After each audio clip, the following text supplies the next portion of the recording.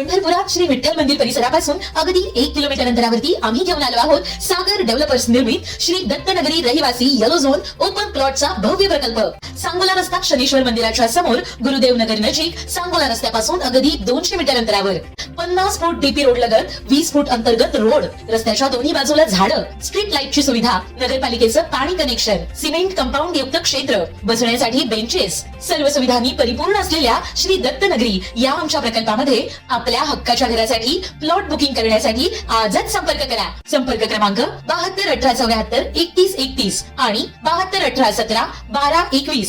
बुलढाण्यातून एक हृदयद्रावक घटना समोर आली असून आईला अखेरचा कॉल करून एका तरुणाने आपली जीवनयात्रा संपवल्याची काळीज पिळवटून टाकणारी घटना बुलढाण्यामध्ये घडली आहे।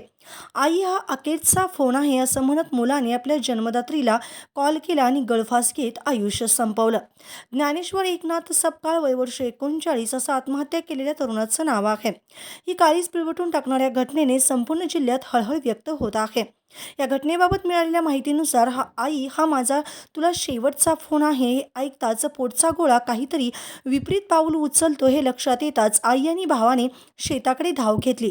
त्यावेळी मोबाईलवर त्याचं बोलणं सुरूच होतं, पण डोळ्यादेखत आपल्या मुलाला मृत्यूला कवटाळताना पाहण्याची दुर्दैवी वेळ एका माऊलीवर आली। करडी तालुका बुलढाणा येथील रहिवासी असलेल्या मृत ज्ञानेश्वर एकनाथ सपकाळ यांचे धाड येथील भाग 1 गट क्रमांक 57 मध्ये शेत आहे। 2 मार्च रोजी सोमवारी सायंकाळी 7:30 वाजण्याच्या सुमारास ज्ञानेश्वर यांनी टोकाचं पाऊल उचललं। गळफास घेण्यापूर्वी त्यांनी आपल्या आईला फोन केला आणि हा आपला शेवटचा संवाद असल्याचं त्यांनी सांगितलं। ज्ञानेश्वर याचा फोन येताच अनर्थ घडणार हे ओळखून त्याची आई आणि भाऊ तातडीने शेताच्या दिशेने धावले। हे शेतात पोहोचले तेव्हा ज्ञानेश्वर याचा फोन सुरूच होता। समोरून आई आणि भाऊ येताना दिसताच ज्ञानेश्वर यांनी आंब्याच्या झाडाला बांधलेल्या नायलॉन दोरीच्या साहाय्याने गळफास घेऊन आपलं आयुष्य संपवलं। काही क्षणातच त्याची प्राणज्योत मालवली। आई आणि भावाच्या डोळ्यादेखत हा काळीज पिळवटून टाकणारा प्रकार घडला। या घटनेची माहिती मिळताच धाड पोलिसांनी घटनास्थळी धाव घेतली। घटनास्थळी पंचनामा करून मृतदेह शवविच्छेदनासाठी धाड येथील ग्रामीण रुग्णालयात रवाना केला। ज्ञानेश्वर यांच्या पश्चात आई, पत्नी, मुलगा आणि भाऊ असा मोठा आप्त परिवार आहे। या प्रकरणी रघुनाथ पांडुरंग सपकाळ यांनी धाड पोलीस स्टेशनमध्ये दिलेल्या फिर्यादीवरून पोलिसांनी मार्ग दाखल केला आहे। त्यांनी आत्महत्या का केली याचे कारण अद्याप समजू शकलं नाही। गुन्ह्याचा पुढील तपास ठाणेदार प्रताप भोस यांच्या मार्गदर्शनाखाली पोलीस अंमलदार श्रीकृष्ण चव्हाण हे करीत आहेत।